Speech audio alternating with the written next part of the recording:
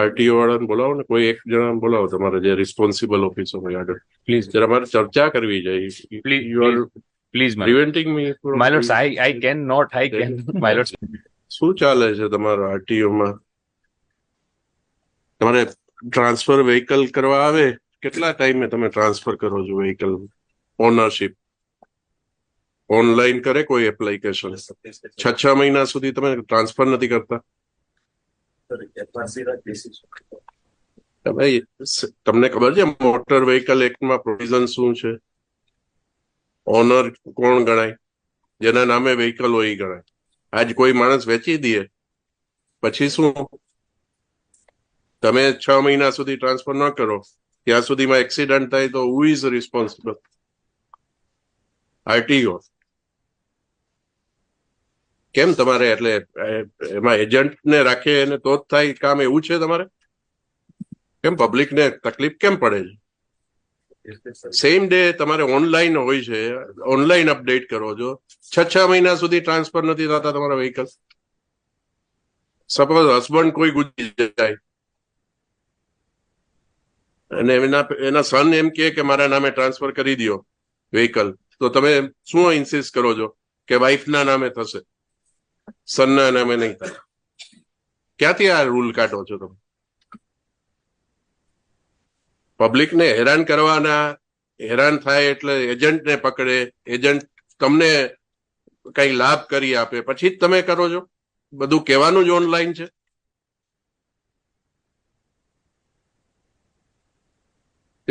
Fitness સર્ટિફિકેટમાં કેટલો time લો છો? ક્યારેય ચેક કરો છો રોડ ઉપર જઈને કે ફિટનેસ સર્ટિફિકેટ કેટલાનું છે?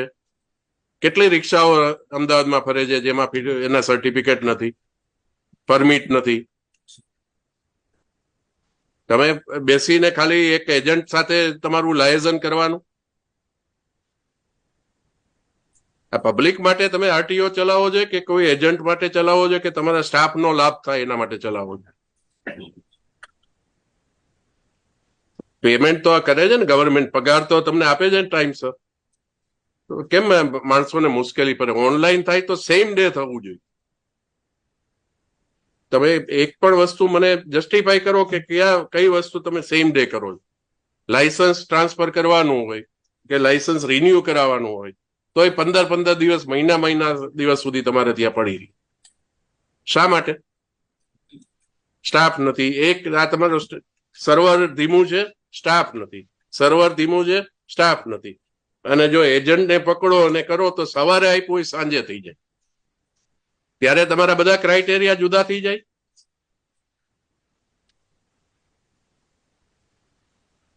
તમારે સુધારો કરવાનો હોય તો નહીતર અમારા ઓર્ડર, અમને આમાં ઓર્ડરમાં અમે લખવાના જ છીએ. આ તો બધું ચાલે જ નહીં. એકદમ અંધેર તંત્ર છે તો. તમને એવું છે કે પબ્લિકને જેટલા હેરાન કરો એટલા પૈસા, જે ડિપાર્ટમેન્ટને સત્તા આપી છે એને હેરાન કરો એટલા પૈસા વધારે આપણને મળે. ગવર્મેન્ટને નહીં, જે કામ કરતા હોય એનો લાભ વ્યક્તિગત તમે જુઓ. Otherwise there is no purpose. તમારી પાસે કામ આવે તો સવારે આવે તો સાંજે કેમ ન થઈ જાય? બીજા દિવસે એક રિઝનેબલ ટાઈમ 24 કલાક, 48 કલાક. 6 મહિના તમને, મારી પાસે દાખલો છે, મારા નજીકના સગાનો દાખલો છે. 6 મહિના સુધી એમનું એક્સેસ જેવું વ્હીકલ ટ્રાન્સફર નથી કરતા.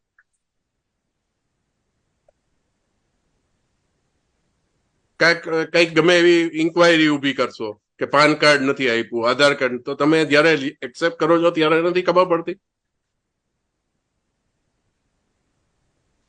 તમારે શું સિસ્ટમમાં કરેક્શન કરવાનું? મને વ્યક્તિગત કોઈ સામે વાંધો નથી, પણ તમારો જે એરિંગ ઓફિસર હોય, તમારો સ્ટાફમાં ઘણા ખૂબ સારું કામ કરતા હશે, પણ જે નથી કરતા અને જેની મેન્ટાલિટી આવી છે, માણસોના કામ દબાવી રાખે છે, એનું કઈ કરવાનું નથી તમારે? તમે તમે શું છો? તમારી પોઝિશન શું છે? આરટીઓ. તમારે ડ્રાઇવિંગ એટલી બૂમ છે કે તમારા ડ્રાઇવિંગ ઓલા પેલા ટ્રેક ટેસ્ટ છે એ બરોબર નથી કામ કરતા, તમારા લાયસન્સ ટાઈમસર નથી આવતા, માણસને પરમિટ નથી, તમે ઈ ચેક કરતા. અત્યારે તમે રિક્ષાઓ જોવો છો શહેરમાં કેમ ફરે છે? પેપર ન્યૂઝપેપરના તો ફોટોગ્રાફ એટલીસ્ટ કન્સિડર કરો તમે.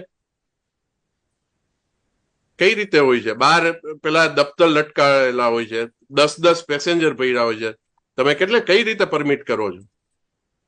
મારુતિ વાહનમાં કેટલા ભર્યા હોય છે? અહીંયા તમે ઇસ્કોન સર્કલ ઉપર ક્યારેય જોયું છે તમે? તો પોલીસ ડિપાર્ટમેન્ટ નું તો હવે મને કઈ કહેવા જેવું જ નથી રહ્યું. ત્યાં ઓલી પેલી પ્રાઇવેટ કાર ત્યાંથી જતી હોય, ત્યાં પેસેન્જર ભરવા રસ્તા વચ્ચોવચ્ચ ઉભા હોય, એની બાજુમાં એસટી બસ ઉભી રહી, એની બાજુમાં ટ્રાવેલ્સની બસ ઉભી રહી, એટલે પબ્લિકે જવાનો રસ્તો જ નહીં. એક બાજુ લારીઓ ઉભી હોય. પબ્લિકને તમે શું સમજીને બેઠા છો કે કોઈ માણસ આવીને બળવો કરશે ત્યારે જ તમે કંઈક કરશો? સત્તા છે તો તમે એનો સદુપયોગ શા માટે નથી કરતા? આ તમારું ફંક્શન છે. અમારે આવીને તમને આ સમજાવવાનું હોય કે લેક્ચર આપવાનું હોય?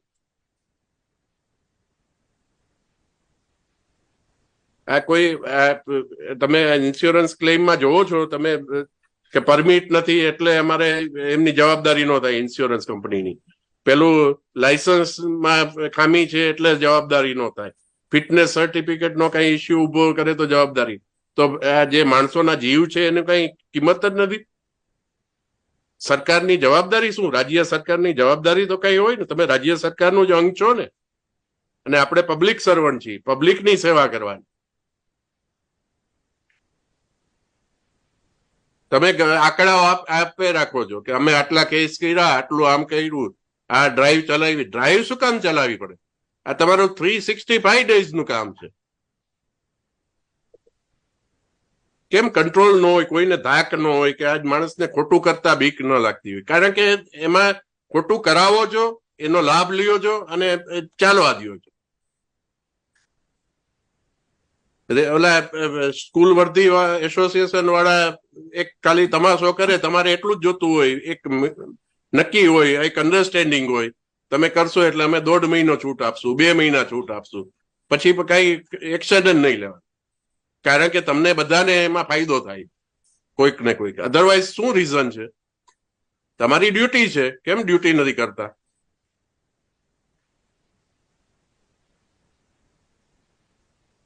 કેટલા માણસો રોજના મરે છે એક્સિડન્ટમાં? જવાબદાર કલ્પેબલ નેગ્લિજન્સ તમારું પણ આવશે. અમે તો એ હદ સુધી લઈ જવા માંગીએ છીએ મેટર કે જે અધિકારી જવાબદાર હશે એનું જે એરિયામાં થશે, અમદાવાદમાં થાય જેટલા એક્સિડન્ટ, તો એમાં આરટીઓ જવાબદાર થાય, તમારા પોલીસ વાળા જવાબદાર થાય, અને રોડ જો રસ્તા ખરાબ હશે તો રોડ વાળા. હવે એ સુધી લઈ જવી પડશે.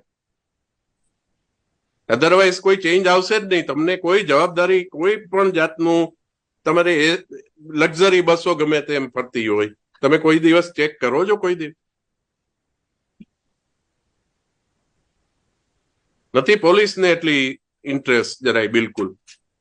કાલા કૂતા, ધોળા કૂતા જે ચાલતું હોય તમારું, આ બધું તંત્ર આપણે ચલાવવાનું છે. તમારી સિસ્ટમ ક્યારેય સુધારવાની નથી. સામાન્ય માણસ કેટલો હેરાન થાય છે. તમે જો ટ્રાફિકના કેટલા પ્રશ્નો થાય છે, કારણ કે આ બેફામ રિક્ષાઓ થઈ ગઈ છે. તમે કોઈ દિવસ એનો કઈ કંટ્રોલ કરવાનું વિચારો?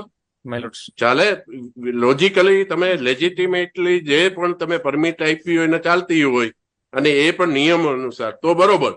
બસો છે તો એ તમે નિયમ અનુસાર ચાલે તો તમારે કઈ વાંધો નહીં. તો એને પાર્કિંગ નું કઈક હોય, આ તે જે ઓથોરિટી તમારા જ્યુરિસ્ડિક્શનમાં જેટલું આવતું હોય એટલું તમારે કરવાનું. પોલીસે કઈ કરવાનું? પોલીસને તો કઈ ધ્યાન જ નથી આવતું કે શું થઈ રહ્યું છે. My lords, in our reply, my lords, we have incorporated that what are the actions taken in the recent past. મને એમાં તમારી ડ્રાઈવ છે ને, એ તો આંખમાં ધૂળ નાખવાનો કામ છે. તમને કેવું પડે કે તમે આવું એક્શન લ્યો, અને એ ફિગર ઉભા કરવા માટે તમે ખાલી એક કરો છો.